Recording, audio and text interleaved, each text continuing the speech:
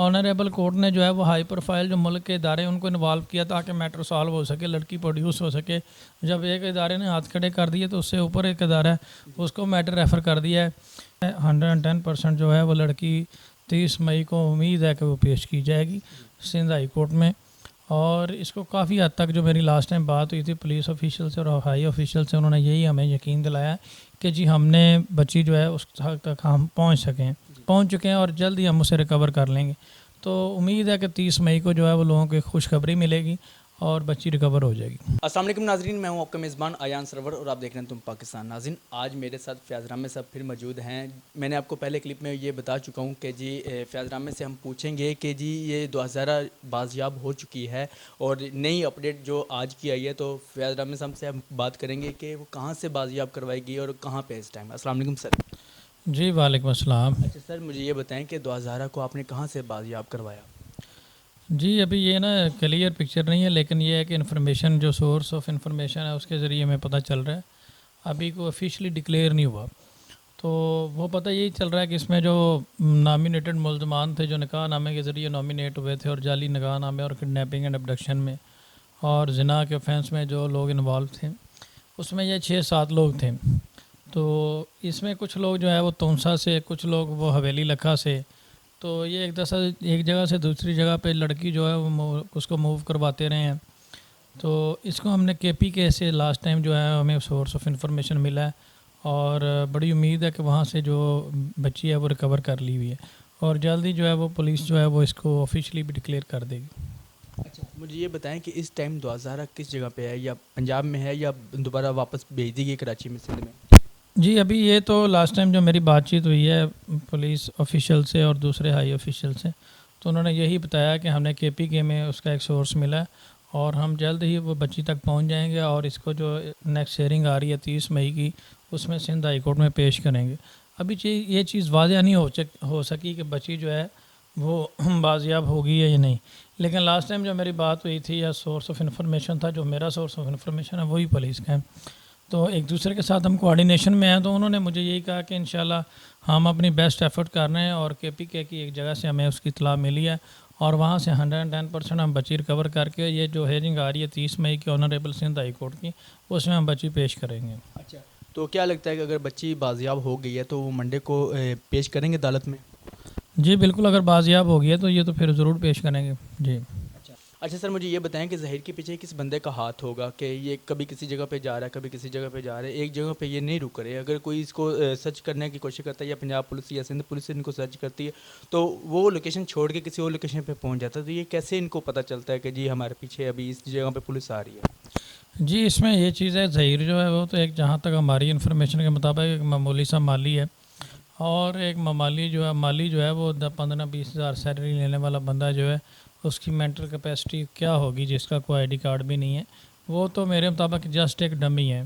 اس کے پیچھے جو بے نقاب ہونے والے لوگ ہیں, کوئی ہائی کلاس لوگ ہیں جو لڑکی کو دیکھیں, لڑکی کو ایک جگہ سے دوسری جگہ دوسرے صوبے میں کنورٹ کرنا, وہاں پہ اس کو شفٹ کرانا, یہ ایک مشکل کام ہے. اس کے لیے پراپر جو ہے نا وہ پلاننگ چاہیے اور یہ ایک ماسٹر مائنڈ بندہ کو ان کے پیچھے ہے جو ان کو فائنانس بھی کر رہا ہے, سہولتیں بھی پرووائڈ کر رہا ہے, کنوینس بھی پرووائڈ کر رہا ہے اور ایک جگہ سے دوسری جگہ پہ وہ ان کا لوکیشن کا وہاں پہ رہنے کا بندوبست بھی کروا رہا ہے.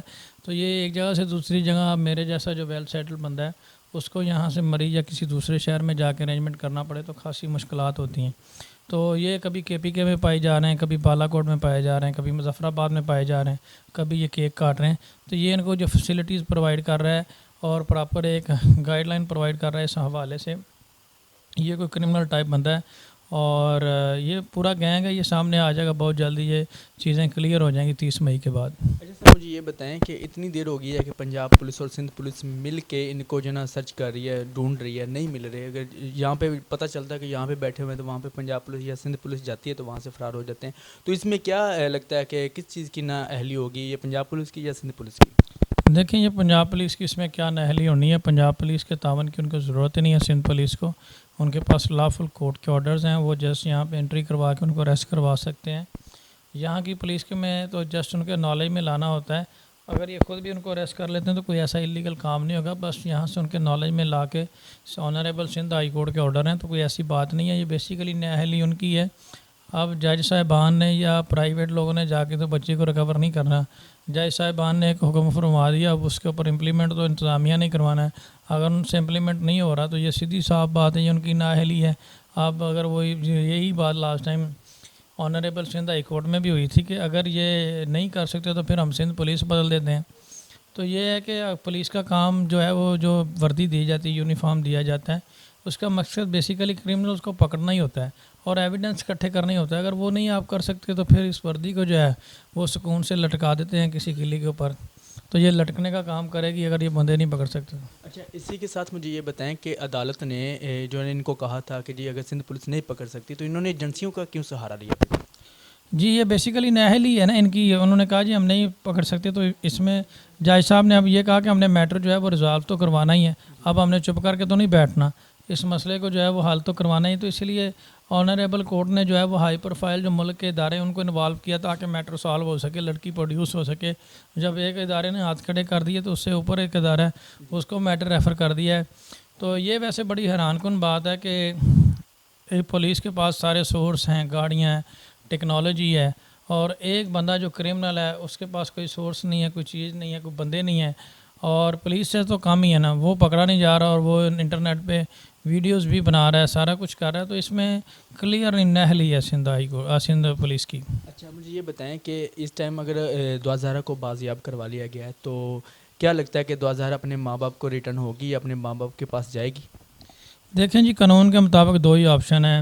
بچی کی کسٹڈی لینے کا ایک طریقہ کار قانون میں رکھا گیا, لاوارث بچی کی, ٹھیک ہے. اگر اس کو ہم لاوارث کنسیڈر کرتے ہیں تو اس کے لیے کوئی لیگل انٹائٹلمنٹ اس کی ہونی چاہیے کہ کون سا بندہ, اس کا کوئی بھائی بہن, اس کا کزن, اس کا کوئی جو کلوز رشتے میں ہو وہ اس کی کسٹڈی کلیم کر سکتا ہے کورٹ سے. اب ماں باپ موجود ہیں, اگر وہ کسٹڈی کلیم کرتے ہیں تو وہاں پہ لڑکی اگر اسٹیٹمنٹ دیتی ہے کہ جی میں والدین کے ساتھ نہیں جانا چاہتی یا میں ظہیر کے ساتھ جانا چاہتی ہوں, تو ظہیر تو اب ایک خود مجرم ہے, اس کا کوئی نکاح نامہ نہیں ہے, اس کا کوئی اس کے ساتھ ریلیشن نہیں ہے, لیگل سٹیٹس کوئی نہیں ہے اس کا, تو اس کے ساتھ تو کورٹ بھیجنے سے رہی. تو یہ اگر کورٹ اس کے ساتھ بھیجتی ہے تو یہ بھائی جان پھر ایک پورا ایک پریسیڈنٹ سیٹ ہو جائے گا.